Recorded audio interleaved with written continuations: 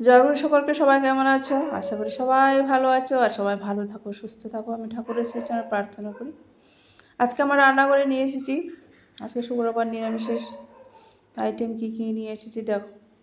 প্রথমে পনিরগুলোকে সুন্দর করে ধুয়ে নিয়েছি, ধুয়ে ভালো করে ভাজা করে নিয়েছি, সুন্দর করে লাল লাল করে ভাজা করেছি।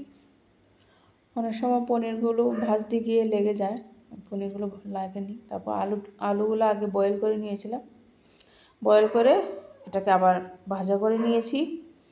তারপর কড়াইতে পাঁচফোড়ন, তেজপাতা দিয়ে টমেটো দিয়েছি, নুন দিয়েছি, হলুদ দিয়েছি, দিয়ে এখানে মিক্সিতে পেস্ট করে রেখেছিলাম জিরা, ধনে, আদা, শুকনো লঙ্কা, এগুলো পেস্ট করে রেখেছিলাম, এগুলো দিয়ে দিলাম। দিয়ে একটু মশলাকে সাঁতলিয়ে নিয়েছি, কাঁচা গন্ধটা চলে গেছে। তারপর আমি এই যে ভাজা করে রেখেছিলাম আলু, পনির সবগুলো দিয়ে দিলাম, দিয়ে সুন্দর করে ভেজে নিলাম। খুব সুন্দর হয়েছে ভাজাটা। তারপর ঝুল দিয়ে দিয়েছি, ঝুল দিয়ে উপরে একটু গরম মশলা দিয়েছি, তারপর কচুরি পাতা দিয়েছি, কচুরি মেথি দিয়ে গরম মশলা দিয়ে সুন্দর করে নামিয়ে নিলাম।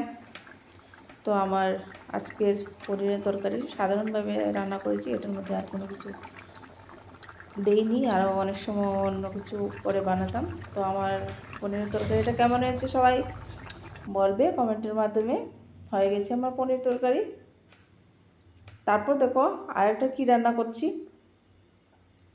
কড়াইটাকে ধুয়ে ভালো করে আবার বসিয়ে দিলাম, আবার বসিয়ে শুকনো লঙ্কা, ফোড়ন, তেজপাতা দিয়ে তারপর এখানে ধনে, জিরে বাটা, আদা বাটা, আদা চেটে করে রেখেছিলাম, তারপর দিয়ে আগেই আমি কচুটাকে, এটাকে আমরা মদন কচু বলি নাকি কচু জানি বলে এটাকে, তো এই কচুটাকে আমি ভাপিয়ে ফেলেছিলাম।